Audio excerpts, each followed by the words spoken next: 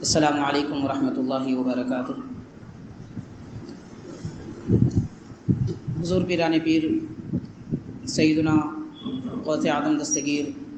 عبد القادر جیلانی رضی اللہ تعالی عنہ کے یاد اور آپ کے تذکرے میں منعقد ہونے والی ماہانہ یہ محفل اور نور بابرکت اور اس میں شریک ہونے والوں کے لیے ماشاءاللہ دنیا و آخرت کی بڑی نعمتیں بانٹی جاتی ہیں، اس لیے کہ حاضرین یہ تذکرہ اولیاء کے سردار اور اولیاء کرام کے سلطان کا تذکرہ ہے۔ حضرت سیدنا پیران پیر عبد القادر جیلانی رضی اللہ تعالی عنہ نے اپنی شان و عظمت کا اظہار کرتے ہوئے اپنے اشعار میں جو آپ نے تقریباً قصیدہ غوثیہ کے 19 اشعار تحریر فرمائے ہیں، اس میں ایک شعر میں ارشاد فرمایا درست العلم حتی صرت قطبا، یعنی فرماتے ہیں کہ میں نے علم اتنا سیکھا کہ قطب کے منزل پر فائز ہو گیا۔ قطب یہ عربی زبان کا ایک لفظ ہے، اس کا لفظی معنی چکی کے پائے کے ہوتے ہیں، جس کو پاسا کہیں یا پاٹ کہیں، لیکن اصطلاح تصوف میں قطب کا معنی اللہ تعالیٰ کے وہ برگزیدہ اور باطنی سلطنت کے بادشاہ کے ہیں کہ جن کے حکم پر اور جن کے اختیار میں یہ جہاں کی چکی چلتی ہے، ان کو قطب کہتے ہیں۔ حضرت غوث پاک رضی اللہ تعالیٰ عنہ اپنی شان و عظمت کا اظہار اپنی زبان مبارک سے فرما رہے ہیں۔ آپ کا یہ اظہار فرمانا اللہ تبارک و تعالیٰ کی طرف سے دی گئی اجازت کی بنیاد پر ہے۔ حاضرین کرام، دین اسلام کا ایک اہم ترین اصول اور قاعدہ ہے، وہ یہ ہے کہ کسی آدمی کو خود اپنی تعریف کرنا جائز نہیں ہے،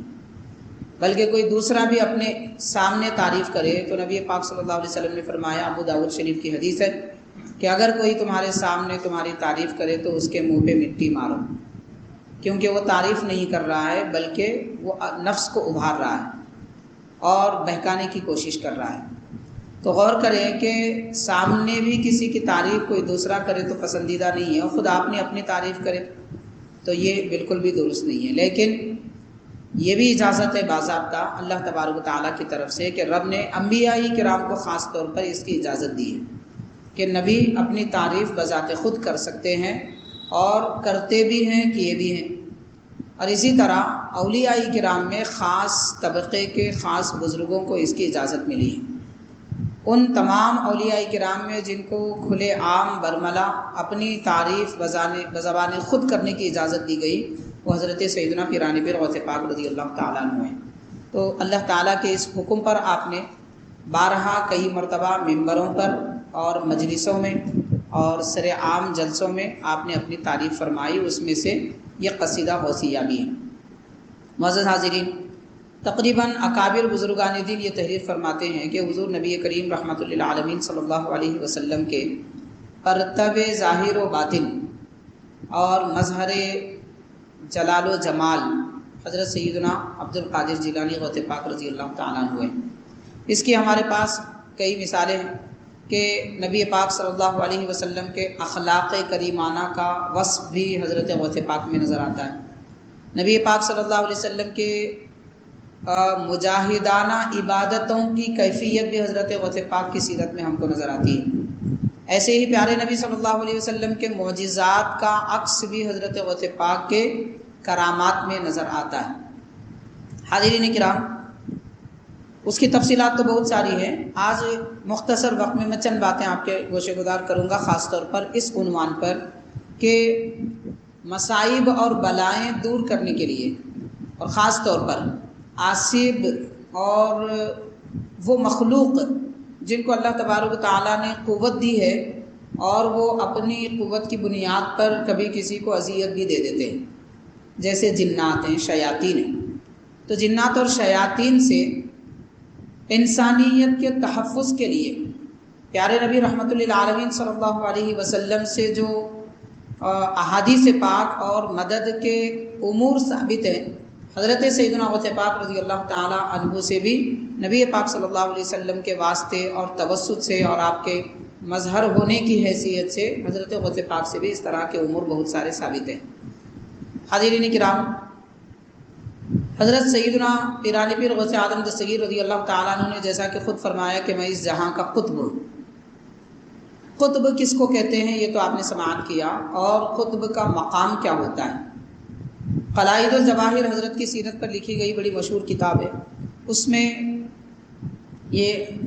صاحب کتاب حضرت علامہ یحییٰ تعدفی رحمۃ اللہ علیہ تحریر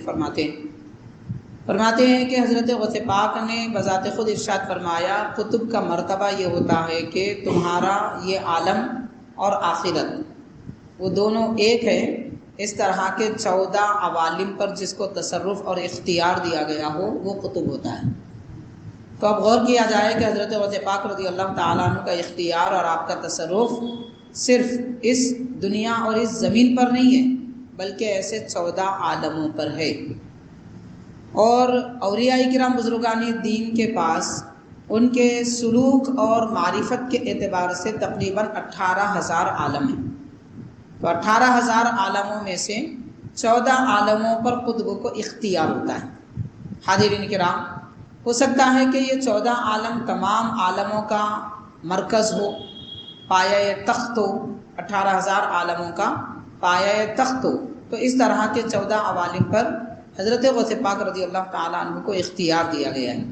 اس اختیار کی بنیاد پر سیدنا پیرانی پیر رضی اللہ تعالیٰ عنہ مخلوق خدا کی ہر طرح سے مدد فرماتے ہیں، اور آپ کا یہ مدد فرمانا اسی زمانے کے لیے خاص نہیں تھا۔ جامع نظامیہ کے بانی ہیں حضرت شیخ الاسلام عارف باللہ حضرت امام محمد انوار اللہ فاروقی علیہ رحمۃ و رضوان، آپ اپنی کتاب میں تحریر فرماتے ہیں کہ حضرت غوث پاک رضی اللہ تعالیٰ عنہ کو ان کی حیات میں جو اختیار حاصل تھا، آج بھی آپ کو دنیا میں وہی اختیار حاصل ہے۔ تو اب غور کریں کہ حضرت پیرانی پیر غوث پاک کے متعلق کہنے والی یہ کوئی عام شخصیت نہیں ہے، یا اس زمانے کے کوئی عام آدمی یا پھر کوئی مولانا یا مفتی صاحب نہیں ہے۔ عام آدمی کا تو خیر علم اتنا نہیں ہوتا، اور اس زمانے کے علماء بھی ہیں تو وہ اپنے اعتبار سے عالم ہیں، لیکن آج سے تقریباً 170-80 سال پہلے وہ شخصیت کے جن کے علم کا لوہا دنیا بھر کے علماء مانا کرتے تھے، اور ایسی شخصیت یہ فرما رہے ہیں کہ حضرت غوث پاک رضی اللہ تعالیٰ عنہ کو حیات ظاہری میں جو اختیار حاصل تھا، آج بھی وہ اختیار حضرت کو حاصل ہے۔ حاضرین کرام، سیدنا غوث پاک رضی اللہ تعالیٰ عنہ کے اختیارات کیا ہیں اور آپ کے کمالات کیا ہیں، کس طریقے سے آپ لوگوں کی مدد فرماتے ہیں، تعاون فرماتے ہیں، اس کے بارے میں چند اہم باتیں میں آپ کے گوشے گزار کروں گا۔ اکثر یہ دیکھا جاتا ہے کہ لوگ جس طرح دنیا میں اپنے دشمنوں سے پریشان اور ان کی وجہ سے مشکلات میں مبتلا ہوتے ہیں، ایسے ہی انسان کے کچھ دو اور بھی دشمن ہیں۔ ایک تو وہ دشمن ہے جو اس کا نفس ہے، جو اس کے اندر بیٹھا ہوا ہے، اور دوسرا وہ دشمن جو شیطان یا اسے جن کہہ لیجیے۔ ویسے جن اور شیطان دونوں میں فرق ہے۔ شیطان بالکل آگ کا بنا ہوا ہے، اور وہ کسی بھی صورت میں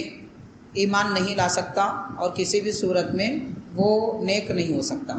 اس سے کوئی اچھا عمل ظاہر نہیں ہو سکتا، اور وہ ہمیشہ کا دوزخی ہے، چاہے وہ شیطان ابلیس ہو یا پھر اس کے تمام پیروکار جتنے بھی شیاطین ہیں۔ دوسری قسم ہے جو آگ سے بنی ہوئی مخلوق ہے، اس میں جنات ہیں۔ قرآن مجید میں اگرچہ کہ یہ بھی آتا ہے کہ شیطان بھی ایک جن ہے، یقیناً شیطان پہلے جن ہی تھا، لیکن اس کی نافرمانی کی وجہ سے وہ شیطانیت کے رنگ میں اتنا رنگ گیا کہ اب وہ جن کی کیفیت میں نہیں آ سکتا، کیونکہ جو جنات ہوتے ہیں وہ کافر مشرک بھی ہوتے ہیں اور جنات مومن بھی ہوتے ہیں۔ ہزاروں لاکھوں ایسے جنات ہیں جو ہمارے آقا رحمۃ للعالمین صلی اللہ علیہ وسلم کے دست مبارک پر ایمان لا چکے ہیں،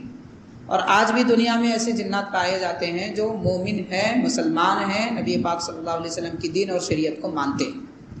تو بہرحال حاضرین کرام، یہ جنات کی فطرت ہے کہ وہ چونکہ آگ سے بنے ہیں، تو آگ کی خاصیت جلانا، گرمی دینا، تپش میں رکھنا، تکلیف پہنچانا، تو جنات بھی چونکہ آگ سے بنے ہیں اس لیے ان کے اندر وہ فطری بات پائی جاتی ہے، وہ نہ چاہ کر بھی کبھی ان سے تکلیف ہو جاتی ہے۔ جیسے شیشہ نہ چاہ کر بھی اگر ڈھکیل دیا جائے تو ٹوٹ جائے گا، کیونکہ وہ بنا ہی ویسا ہے، آگ جلاتی ہی ہے، پانی پیاس بجھاتا ہے۔ تو یہ فطرت کے اعتبار سے تمام مخلوقات اپنا کام کرتی ہیں، جنات بھی چونکہ فطرت میں اپنی فطرت کے اعتبار سے نہ چاہتے ہوئے بھی ان سے کبھی ایسے امور سرزد ہو جاتے ہیں کہ جو عام لوگوں کے تکلیف اور ان کے نقصان کا باعث بنتے ہیں۔ تو حاضرین کرام، احادیث پاک میں باضابطہ یہ روایتیں ملتی ہیں، قرآن مجید میں بھی اس کا تذکرہ ہم کو ملتا ہے کہ جنات آگ سے بنے ہیں تو وہ لوگوں کو اذیت دیتے ہیں، تکلیف دیتے ہیں۔ چنانچہ 2 احادیث شریفہ ہیں۔ حضرت زبیر بن عوام رضی اللہ تعالی عنہ روایت کرتے ہیں، ایک مرتبہ رات کے وقت میں پیارے نبی رحمۃ للعالمین صلی اللہ علیہ وسلم مجھے لے کر ساتھ نکلے اور میں حضور پاک صلی اللہ علیہ وسلم کے ساتھ جا رہا تھا، لیکن ایسا محسوس ہو رہا تھا کہ ہم مکے کی وادیوں میں بھی نہیں ہیں، بہت دور نکل آئے ہیں۔ کم وقتوں میں اور مختصر قدم بڑھانے کے بعد مکے شریف سے بہت دور تک پہنچ چکے ہیں۔ یہ دیکھ کر حضرت زبیر بن عوام رضی اللہ تعالیٰ عنہ نے عرض کیا کہ حضور کیا ہم مکے کے قریب ہیں؟ تو پیارے نبی صلی اللہ علیہ وسلم نے فرمایا کہ ہم ایک وادی میں آئے ہیں، اسے جنات کی وادی کہتے ہیں، اور ارشاد فرمایا نبی پاک صلی اللہ علیہ وسلم نے کہ آپ اس جگہ پر کھڑے رہیے اور کوئی بھی صورت ہو جائے آپ وہاں سے مت ہٹیے۔ چنانچہ حضور اکرم صلی اللہ علیہ وسلم نے اپنے قدم مبارک کے انگوٹھے سے حضرت زبیر بن عوام رضی اللہ تعالی عنہ کے اطراف میں آپ کے ارد گرد ایک دائرہ کھینچا، لکیر اپنے قدم مبارک سے، اور فرمایا کہ اس لکیر کے باہر نکلنا نہیں، چاہے کچھ بھی ہو جائے۔ حاضرین کرام، حضرت زبیر بن عوام رضی اللہ تعالیٰ عنہ فرماتے ہیں کہ میں نے بعض ایسے شکلوں اور صورتوں کو دیکھا کہ وہ ہم جو بھالے استعمال کرتے تھے جنگ کی لڑائی وغیرہ کے لیے یا درخت کے پتے جھاڑنے کے لیے، تو بھالے جو استعمال کرتے تھے وہ بڑے اونچے ہوتے تھے، تو اس طرح بھالوں کی ہائٹ اور اس کی لمبائی میں لوگ مجھے نظر آنے لگے، اور ان کے دیکھنے کے بعد مجھ پر ایسی ہیبت طاری ہو گئی، فرماتے ہیں کہ محسوس ہونے لگا شاید میرے پاؤں میرے جسم سے جدا ہو چکے، جسم پر لرزہ طاری ہو گیا، اور آپ باہر نکلنا چاہتے تھے مگر نبی پاک صلی اللہ علیہ وسلم کا یہ فرمان یاد آ گیا۔ حضور نے فرمایا تھا کہ اس لکیر کے باہر کسی بھی صورت میں نہ نکلیں، اس لیے میں نکل نہیں پایا۔ حاضرین کرام، حضرت زبیر بن عوام رضی اللہ عنہ فرماتے ہیں نبی پاک صلی اللہ علیہ وسلم کچھ دور کے فاصلے پر گئے اور وہ جنات کو قرآن مجید کی تعلیم دیے۔ جنات کی ایک بڑی جماعت تھی، وہ سب حضور پاک صلی اللہ علیہ وسلم پر ایمان لائے۔ پھر حبیب پاک صلی اللہ علیہ وسلم کے ساتھ میں اپنے گھر واپس آیا اور رات کا بہت سارا حصہ باقی تھا، یعنی کم وقت میں لمبا سفر بھی طے کیے اور جنات کے ایمان کا سامان بھی طے کر کے حضور پاک صلی اللہ علیہ وسلم واپس تشریف لائے۔ حاضرین، ایک واقعہ ہے،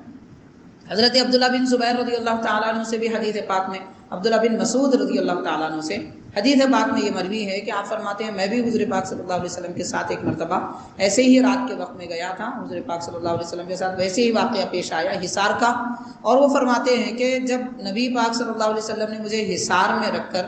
دور چلے گئے تو میں نے دیکھا کہ ایک دور کے علاقے سے کوئی رات کے وقت میں گرد و غبار اڑ رہا ہے۔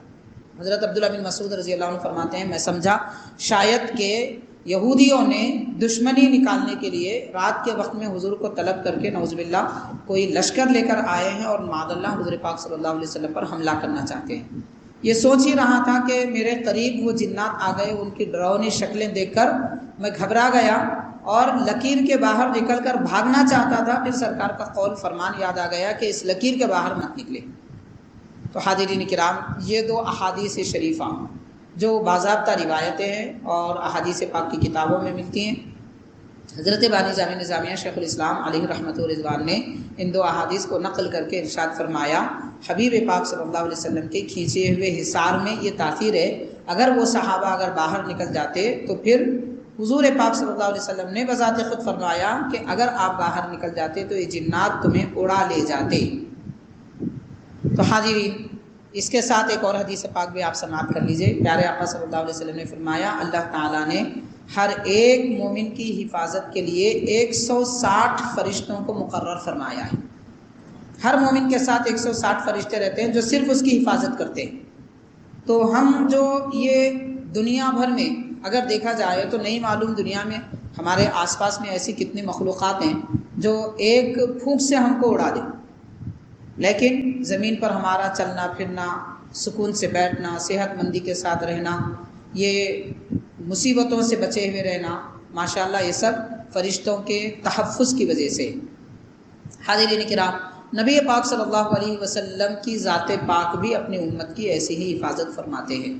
تو سرکار ہی کے تصدق میں فرشتے مقرر کیے گئے، حصار مقرر کیا گیا، دعائیں دی گئی۔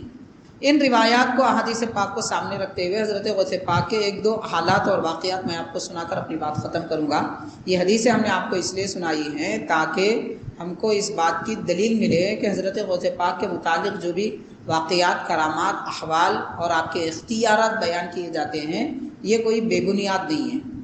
یعنی جو امور ممکن ہیں انہی کا ذکر حدیث پاک میں ہوتا ہے، تو جو ہو سکتا ہے وہ جب ذکر کیا گیا حدیث پاک میں، تو پھر نبی پاک صلی اللہ علیہ وسلم کے فیضان سے، آپ کے توسط سے اور آپ کے نعمتوں سے حضرت غوث پاک رضی اللہ تعالیٰ عنہ کو بھی اس طرح کی نعمت دی گئی ہے اور یہ تصرف و اختیار دیا گیا ہے۔ چنانچہ روایت میں لکھا جاتا ہے حضور غوث پاک رضی اللہ تعالیٰ عنہ کی خدمت میں ایک شخص آئے اور آ کر یہ کہنے لگے کہ حضرت میری ایک لڑکی ہے، وہ چھت پر گئی ہوئی تھی اور اس کے بعد سے وہ غائب ہو گئی، میں بڑی تلاش میں ہوں مگر مجھے کوئی راستہ اور کوئی سراغ نہیں مل رہا ہے۔ اور وہ ان کے دل کی کیفیت اور چہرے کی رنگت وغیرہ دیکھ کر حضرت غوث پاک رضی اللہ عنہ نے فرمایا کہ کوئی بات نہیں، آپ فکر مت کیجیے، بغداد شریف سے کرخ کے مقام کی طرف جائیے، اور قریب 8 کوس کا ذکر کیا گیا ہے، تو اتنی دور جانے کے بعد میں ٹیلے راستے میں آپ کو ملیں گے، 5 ٹیلے چھوڑنے کے بعد مٹی کا جو ڈھیر ہوتا تھا، بڑے بڑے اونچے اونچے ہوا کرتے تھے، ایک پہاڑ کی شکل میں، چھوٹے پہاڑوں کی شکل میں ہوا کرتے ہیں مٹی کا ٹیلا، تو ایسے 5 ٹیلے گزرنے کے بعد میں جو ٹیلا تمہیں نظر آ جائے وہاں پر ٹھہر جانا رات کے وقت میں۔ اور یہ فرمایا حضرت پیرانی پیر نے، بسم اللہ علی نیت عبد القادر، یہ پڑھ کر اپنے اطراف میں اپنے پاؤں کے انگوٹھے سے لکیر کھینچ لو، حصار بنا لو اور اس کے اندر بیٹھ جاؤ، بس تم بیٹھو، اللہ تعالیٰ کا ذکر کرتے رہو۔ اس کے بعد فرمایا کہ تمہارے پاس ایک جنات کی بڑی ٹولی آئے گی، وہ آئیں گے، تمہیں ڈرائیں گے، مگر اس حصار کے باہر مت نکلنا،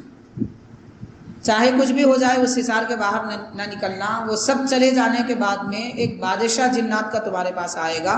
اور جب وہ آئے تو تم اسے میرا سلام کہنا اور اپنا کیا دکھڑا ہے اسے سنا دینا۔ تو حاضرین، وہ لڑکی کے والد حضرت غوث پاک کے حکم کے مطابق جاتے ہیں اور آپ کے حکم کے مطابق حصار بھی کھینچ لیتے ہیں بسم اللہ علی نیت عبد القادر پڑھ کر۔ پھر اس کے بعد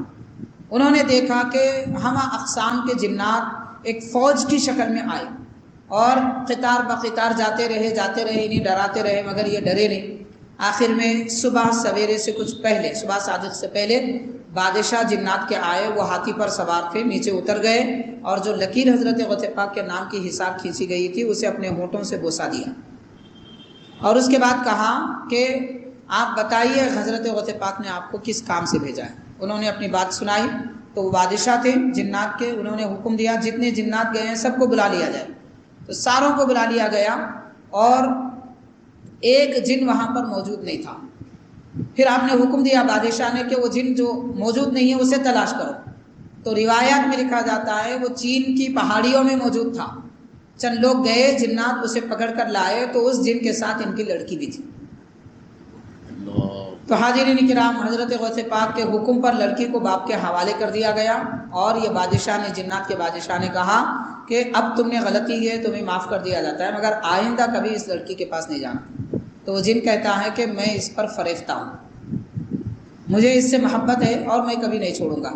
تو بادشاہ نے حکم دیا اس کی گردن مار دو۔ تو دیکھیے کہ صرف حضرت غوث پاک رضی اللہ تعالیٰ عنہ کے نام کی ایک لکیر اور بسم اللہ علی نیت عبد القادر، اس نام پاک کی اتنی برکت کہ جو لڑکی ہاتھ سے چلی گئی تھی، جنات کے قبضے میں تھی، تو وہ بھی واپس آ گئی۔ اتنا اختیار اللہ تعالیٰ نے حضرت غوث پاک کو عطا فرمایا ہے۔ تو سرکار دو عالم رحمۃ للعالمین صلی اللہ علیہ وسلم کے اوصاف جمیلہ، اختیارات کا مظہر اس دنیا میں کامل طور پر اولیاء کرام میں حضرت سیدنا عبد القادر جیلانی غوث پاک رضی اللہ تعالیٰ عنہ ہے۔ تو حاضرین، اب اس دور میں یہ دیکھا جا رہا ہے کہ آج کل ہماری لڑکیاں دنیا میں مبتلا ہیں، ان پر دنیا کا جن سوار ہے، دولت کا جن سوار ہے، بے حیائی کا جن سوار ہے، اور یہ ہماری تربیت نہ کرنے کی وجہ سے یہ سب امور ہمارے پیش نظر آ رہے ہیں۔ تو ذمہ داری یہ بنتی ہے والدین کی، مسلمان ماں باپ کی، کہ وہ اپنی بچیوں کی تربیت تو پہلے اچھی کریں، لیکن جب وہ دنیا میں بے حیائی میں اور دنیا کی محبت میں، اب اس کے علاوہ بے حیائی میں جیسے مصروف ہیں، اگر اس سے بھی نکالنا ہے تو یہ وظیفہ بھی ضرور کام آئے گا، کیونکہ یہ سب شیطانیت ہے۔ شیطانیت کے ہمہ اقسام کے رنگ ہوتے ہیں۔ ایک تو شیطانوں کا کام یہ ہے کہ وہ انسان کو اٹھا لے جائے، دوسرا کام یہ ہے کہ وہ اس پر حاوی ہو جائے، تیسرا کام یہ ہے کہ وہ اس کی عقل بگاڑ دے، چوتھا کام یہ ہے کہ وہ اس کو گندگی میں مبتلا کر دے۔ تو یہ بے حیائی سب سے بڑی گندگی ہے، دنیا کی محبت سب سے بڑی نجاست ہے۔ تو اس نجاست سے بھی نکالنے کے لیے، شیطانی اثر سے نکالنے کے لیے بھی ہمارے یہ وظیفہ ہمارے کام آنے والا ہے۔ بسم اللہ علی نیت عبد القادر، اللہ تعالیٰ نے یہ اختیار حضرت غوث پاک کو عطا فرمایا ہے، اور آپ کے نام پاک کی یہ تاثیر، یہ برکت اس زمانے میں تھی تو آج بھی موجود ہے۔ مختصر اور ایک بات میں آپ کے گوشے گزار کروں گا۔ حضرت شیخ الاسلام بانی جامع نظامیہ امام انوار اللہ فاروقی رحمۃ اللہ علیہ اپنی کتاب مقاصد الاسلام میں تحریر فرماتے ہیں کہ آپ فرماتے ہیں، میرے ایک دوست ہیں اور ان کا ایک لڑکا ہے۔ میرے دوست اور ان کے لڑکے پر مجھے اتنا یقین اور اتنی ان کی صداقت پر یقین ہے کہ شاید 100-200 آدمیوں کے جمع کرنے پر بھی اتنا یقین نہ ہو۔ اس کے بعد فرماتے ہیں کہ ان کے لڑکے کی شادی ہوئی۔ حضرت غوث پاک اپنے دوست کی بات بیان فرما رہے ہیں۔ خیر یہ دوست بولے تو دوست نہیں تھے، وہ حضرت کے شاگردوں میں تھے۔ حضرت کا انداز ہے بیان کرنے کا، بڑے لوگ چھوٹے لوگوں کو اپنے شاگرد وغیرہ نہیں کہتے، اپنی بڑائی بیان نہیں کرتے، تو وہ اپنے شاگرد کو بھی دوست کہہ رہے ہیں۔ تو فرماتے ہیں کہ ان کے لڑکے کی شادی ہوئی، شادی سے 2 دن نہیں گزرے تھے کہ وہ بیمار ہو گئے، نوشہ ہے، بیمار ہو گیا، بخار زدہ ہے، بہت ساری بیماریوں میں مبتلا ہے۔ اور یہ جو حضرت فرما رہے ہیں وہ لڑکے کے والد بھی عامل تھے۔ عامل سے مراد شرعی دینی احادیث پاک کی دعاؤں کی تاثیر کے لیے جو پڑھتے ہیں اس کو عامل کہتے ہیں، نجاست والے کام کرنے والوں کو عامل نہیں کہتے۔ تو بہرحال تو فرماتے ہیں کہ وہ عامل ہیں، انہوں نے کچھ تحقیق کی، علاج و معالجہ کیا، پھر تحقیق کرنے پر معلوم ہوا کہ ان پر کسی کا اثر ہو چکا ہے۔ چنانچہ وہ فرماتے ہیں، میں اپنے لڑکے کو لے کر گجرات کے صوبے میں ایک مقام ہے اونجا، وہاں پر ایک قدیم بزرگ ہے، غالباً 700 سال کچھ قدیم بزرگ ہیں، حضرت میراں داتار رحمۃ اللہ علیہ۔ تو میراں داتار رحمۃ اللہ علیہ کے مزار پر لے گیا، تو وہاں پر پہلے دن یہ ان پر ایک کیفیت، لڑکے پر ایک کیفیت طاری ہو گئی اور وہ عجیب عجیب سی باتیں کرنے لگے۔ پھر صاحب مزار سے گویا کہ وہ بحث کر رہے تھے، لیکن وہ لڑکے نہیں تھے، ان پر جو جن کا اثر تھا یا پھر جو عاصب کا اثر تھا وہ بات کر رہا تھا۔ تو حاضرین، حضرت بانی جامع نظامیہ شیخ الاسلام رحمۃ اللہ علیہ فرماتے ہیں، حضرت میراں داتار رحمۃ اللہ علیہ نے نہیں معلوم کس انداز سے بات کی، مگر یہ لڑکے کے انداز کی گفتگو تو بتا رہی تھی کہ آپ نے اسے ڈانٹا، سمجھایا، لیکن وہ ماننے کو تیار نہیں تھا۔ آخر اس نے کہا کہ آپ جس طرح اولیاء کرام میں ایک عہدہ رکھتے ہیں، شیطانوں میں بھی میں بھی بڑا عہدہ رکھتا ہوں۔ وہ کہنے لگا شیطانوں میں بھی میں بھی بڑا عہدہ رکھتا ہوں، تو آپ میرے عہدے کے برابر ہیں، میں آپ کی بات کیوں مانوں؟ تو حضرت میراں داتار رحمۃ اللہ علیہ نے فرمایا کہ آج محفل برخاست ہوگی، انشاءاللہ تعالی کل ایک محفل مجلس منعقد کی جائے گی، اس میں جو میر مجلس ہوں گے وہ حضرت سیدنا خواجہ معین الدین چشتی غریب نواز رحمۃ اللہ علیہ ہوں گے، اور شرف الدین نامی 2 بزرگ ہوں گے، ایک حیدرآباد کی پہاڑی کے بزرگ ہیں اور دوسرے حضرت شرف الدین برہماوی، ایک اسی گجرات وغیرہ کے علاقے میں ایک بزرگ ہے۔ اور یہ بھی کہا حضرت میراں داتار رحمۃ اللہ علیہ نے کہ حیدرآباد میں جو حضرت میر محمود اولیاء رحمۃ اللہ علیہ ہیں وہ بھی اس محفل میں تشریف لائیں گے۔ تو تقریباً 5 حضرات کی مجلس اگلے دن منعقد ہونے والی تھی۔ تو اگلے دن جب یہ مجلس منعقد ہوئی تو یہ جو شخص تھا، جو عاصب تھا، ان پر جو سوار تھا اور اپنا اثر ڈالے ہوئے تھا، وہ کہنے لگا کہ جب گفتگو کا آغاز ہوا تو کہنے لگا، میرا جو ماموں ہے وہ ایک بڑا عہدیدار ہے، میں اسے طلب کرتا ہوں تاکہ تم سے مجھے چھٹکارا ملے۔ اولیاء کرام کی بڑی محفل دیکھ کر وہ کہنے لگا۔ تو کچھ دیر کے بعد میں ایسی آوازیں بھی آئی۔ یہ سب واقعہ بیان کر رہے ہیں حضرت شیخ الاسلام کے دوست کہ جو انہوں نے سنا اور جو حال دیکھا اپنے بچے کا وہ بیان کر رہے ہیں، اور حضرت نے اپنی کتاب میں تحریر فرمایا ہے۔ تو حاضرین کرام، قصہ گوئی کی کوئی کتاب نہیں ہے، یہ دین اسلام کے اہم اصول اور شرائط بیان کرنے والی کتاب ہے مقاصد الاسلام۔ اس میں بھی اس کو اہمیت کے ساتھ بیان کیا ہے حضرت نے، جو حضرت غوث پاک رضی اللہ تعالیٰ عنہ کی عظمت، شان، آپ کے اختیار اور آپ کے تصرف کو بتاتی ہے۔ تو بہرحال فرمایا اس شیطان کے ماموں نے کہا کہ فوج لائی جائے، چنانچہ فوج کی آواز آئی اور اس نے اپنے فوج کی قوت کے ذریعے اپنے بھانجے کو چھٹکارا دینا چاہا، لیکن وہ قوت سے کسی کو چھٹکارا نہیں دے سکا۔ بہرحال گفتگو ہوتی رہی۔ اس نے کہا کہ میں نے پہلے ہی ان کو سمجھا دیا تھا، ان کے گھر والوں کو، کہ اس لڑکی سے شادی مت کرو، کیونکہ اس پر میں فریفتہ ہوں، اور اس کے گھر والے شیطان کے نام پر کچھ دیتے تھے، شیطان کے نام پر اس کے گھر والے کچھ دیتے تھے، اور وہ نہیں دے رہے، اس لیے میں ان پہ حاوی ہو گیا ہوں، اور تو کہنے کے باوجود ان سے شادی کیا تو تو بھی اس مصیبت میں گرفتار ہے، اب تجھے بھی نہیں چھوڑا جائے گا۔ تو حاضرین کرام، اس نے کہا میں نے ابتدا میں حضرت میر محمود اولیاء رحمۃ اللہ علیہ جو حیدرآباد کے بزرگ ہیں ان کو بتا بھی دیا تھا کہ آپ ان کو خبر کر دیجئے، اور ان لوگوں کے خواب میں آ کر بھی میں نے اشارہ دیا تھا، مگر یہ سمجھے نہیں۔ تو حاضرین، یہ ساری باتیں سننے کے بعد حضرت غریب نواز رحمۃ اللہ علیہ فرماتے ہیں کہ تیری ساری باتیں اپنی جگہ، مگر تو اس کو چھوڑ کر چلا جا۔ وہ نہیں مانا۔ تو اس کے بعد حضور پیران پیر غوث پاک رضی اللہ تعالیٰ عنہ اس مجلس میں تشریف لائے، اور اس کے بعد ارشاد فرمایا کہ تو نے پہلی غلطی یہ کی کہ یہ ایمان والوں کے پاس آیا، یہ تیری پہلی غلطی ہے، اس غلطی پر تو تجھے سزا ملنے والی ہے۔ اور دوسرا ہے کہ تو جو دلیلیں پیش کر رہا ہے، میں نے ایسا کیا ویسا کیا، تو یہ سب تیری دلیلیں یہاں کام آنے والی نہیں ہیں، تو ظالم ہے، ظلم کر رہا ہے،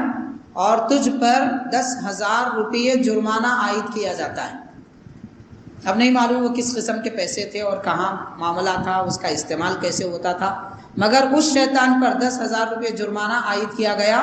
پھر فرمایا حضرت غوث پاک نے کہ اس کے ہاتھ اور پیر زنجیر سے جکڑ دیے جائیں، اور اجمیر شریف کے ایک پہاڑ کا نام لیا حضرت غوث پاک نے، فرمایا اس پہاڑ میں 5 سال قید بامشقت دی جائے۔ اس کے بعد وہ بزرگ فرماتے ہیں کہ میں نے دیکھا میرے بیٹے کے ہاتھ پاؤں جکڑ دیے گئے، وہ ایسی کیفیت میں تھے جیسے کہ زنجیر پہنائی جا رہی ہے۔ کچھ دیر کے بعد ان کو ہوش آ گیا، اور حضرت غوث پاک رضی اللہ تعالیٰ عنہ نے ارشاد فرمایا یہ ایمان والے لوگ ہیں، یہ شیطان کے نام پہ کچھ بھی نہیں دیں گے، ان سے کوئی توقع نہ رکھو۔ تو حاضرین کرام، جب شیطان کوئی لوگوں پر حاوی ہو جاتا ہے تو مدد کے لیے حضرت غوث پاک تشریف لاتے ہیں، اور یہ خیال نہیں ہے بلکہ یہ ایمان کا ایک حصہ ہے، اور بڑے بڑے اولیاء کرام اس کو مانتے ہیں، تسلیم کرتے ہیں۔ اب یہ اور بات ہے کہ دنیا میں پھنسے ہوئے لوگوں کو اور دولت کے پجاریوں کو ان باتوں کا عام طور پر علم نہیں ہوتا، اور وہ ان چیزوں کو نہیں مانتے کیونکہ وہ پریکٹیکل چیزیں دیکھنا پسند کرتے ہیں۔ اگر واقعتاً یہ دنیا میں آئیں گے تو یہاں پر بھی یہ سب چیزیں پریکٹیکل نظر آتی ہیں، لیکن اتنی بات مسلم ہے کہ حضرت غوث پاک رضی اللہ تعالیٰ عنہ کی شان و عظمت بہرحال نرالی ہے، اور حضرت شیخ الاسلام نے فرمایا جس طرح حضرت غوث پاک کی آپ کا اختیار اور آپ کا تصرف اور آپ کی قوت آپ کی حیات میں تھی، آپ کے وصال کے بعد بھی آپ کا ویسا ہی اختیار اور ویسا تصرف ہے۔ تو حاضرین، یہ تو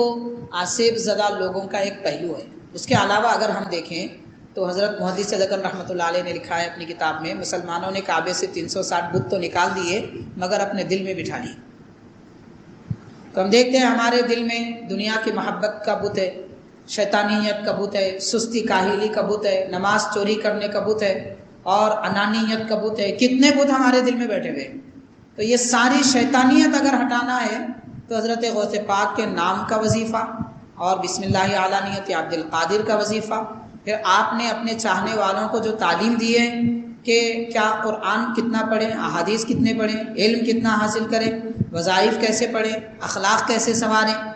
اور لقمہ حلال کی اہمیت کیا ہے، یہ ساری آپ کی نصیحتیں، ان پر عمل کیا جائے تو واقعتاً یہ 360 بت جو ہمارے دلوں میں بیٹھے ہوئے ہیں وہ بھی منہ کے بل گر جائیں گے۔ تو بہرحال اخلاق کے سنوارنے کے لیے بھی مددگار حضرت غوث پاک کا نام ہے، اور علم سنوارنے کے لیے بھی مددگار حضرت غوث پاک کا نام مبارک ہے۔ اپنی زندگی دنیا آخرت بھی سنورتی ہے حضرت غوث پاک کے نام پاک سے۔ تو اسی لیے اس طرح کی محفلیں منعقد کی جاتی ہے۔ بہرحال خوش نصیب ہے آپ حضرات بھی اور ہم بھی کہ یہاں پر آئے اور چند باتیں حضرت غوث پاک کے متعلق سماعت کیے، جس سے ہمارے ایمان میں تازگی اور عقیدت و محبت میں اضافہ ہوا ہے۔ اللہ تعالیٰ آپ کا فیضان ہم سب کو عطا فرمائے، نعمتوں سے سرفراز فرمائے، برکتیں عطا فرمائے، اور حضرت کے نام پاک کی برکتیں دنیا میں آج بھی ہر مسلمان کو عطا فرمائے۔ صلی اللہ تعالی وسلم علی خیر خلقہ سیدنا محمد وعلی آلہ واصحابہ اجمعین والحمد للہ رب العالمین۔